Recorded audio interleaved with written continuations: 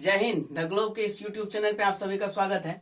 आइए इस वीडियो में हम लोग क्लास 10th के chapter number 2 nationalism in India, Bharat में राष्ट्रवाद के कुछ राष्ट्रवाद के कारण पे हम लोग चर्चा कर रहे हैं। उसमें कुछ बचे हुए कारण है, जैसे कि एक अब अंतिम ये कारण है धार्मिक कारण। इसके बाद हम लोग फिर चैप्टर में आगे बढ़ेंगे। और पिछले वीडियो में हम लोगों ने राजनीतिक, सामाजिक और आर्थिक कारण पे चर्चा कर लिया है। ये धार्मिक कारण है और कुछ बातें यहाँ पे जो मुख्य है वो यहाँ पे मैंने नोट किया है, तो आप लोग भी कॉपी में से नोट कर सकते हैं। आइए हम लोग चर्चा करते हैं। जो सबसे पहले यहाँ पे विश्व में किसी भी देश में राष्ट्रवाद के उत्पन्न होने का या राष्ट्रवाद के उदय होने का सबसे प्रमुख कारण होता है धर्म सुधार आंदोलन। धर्म सुधार आंदोलन जो है किसी भी देश में राष्ट्रवाद को उत्पन्न होने में सबसे महत्वपूर्ण भूमिका निभाती है। उसी तरह से भारत में भी 19वीं शताब्दी में कुछ सामाजिक और धार्मिक आंदोलन हुए और कुछ सामाजिक और धार्मिक कुरीतियों पर जो है प्रहार किया गया कुछ महापुरुषों के द्वारा। अब जो सामाजिक और धार्मिक कुरीतियां क्या थी उस समय में, तो आप लोगों को पता होगा कि सती प्रथा या विधवा पुनर्विवाह पर रोक या नर बलि, इन सब चीजों पर जो है सामाजिक कुरीतियां या धार्मिक कुरीतियां जो है कर्मकांड, तो बहुत सारी कुरीतियां थी, तो उनका विरोध किया गया। यहाँ पे कुछ महापुरुष जैसे कि राजा राम मोहन राय, आप लोग याद रखेंगे कि कौन कौन है, किनके द्वारा ये सामाजिक कार्य किए गए, धार्मिक कार्यों का या सामाजिक में उपस्थित जो कुरीतियां थी उनका विरोध किया गया।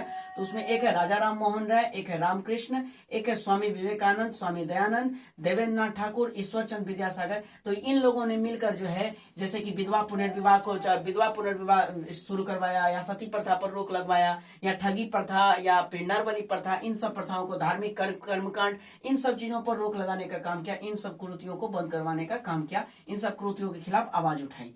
फिर उसके बाद क्या हुआ, जो धीरे धीरे भारतीयों में इन लोगों ने एकता का संचार किया, समानता और स्वतंत्रता का बीज बोया, जिससे कि भारतीयों में एक होने की भावना आई और राष्ट्रवाद की भावना को उत्पन्न होने में इन सभी कारणों ने काफी महत्वपूर्ण योगदान किया।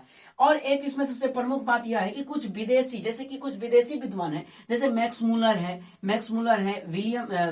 विलियमसन है, विल्किंसन है आपको, उसके बाद एक है विलियम है, मैक्स मुलर है, विल्किंसन है। इन तीनों ने भी और भी बहुत सारे विद्वानों ने जो है भारतीय धर्म ग्रंथों को क्या किया, अंग्रेजी में अनुवाद किया।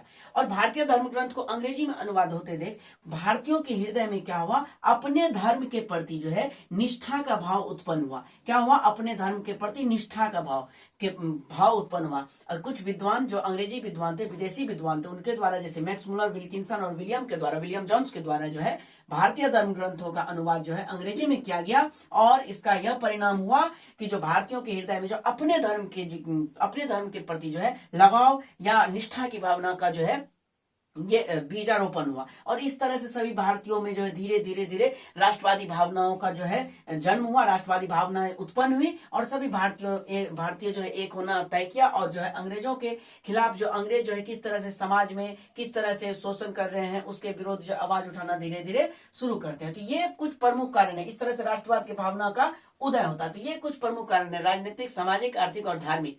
अब इसके बाद हम लोग आगे बढ़ेंगे, कारण से आगे बढ़ेंगे। और ये आपको कारण में महत्वपूर्ण है, आप सभी इसे नोट कर लेंगे। बिल्कुल सीरीज में आपको ये वीडियो मिलेगा और सभी प्लेलिस्ट में बना दूंगा उसमें। और इसको आज हम लोग यहीं तक रखते हैं, फिर नेक्स्ट वीडियो में हम लोग इस चैप्टर के आगे वाले भाग को देखेंगे। तो तब तक के लिए मिलते हैं हम लोग फिर नेक्स्ट वीडियो में। तब तक के लिए जय हिंद।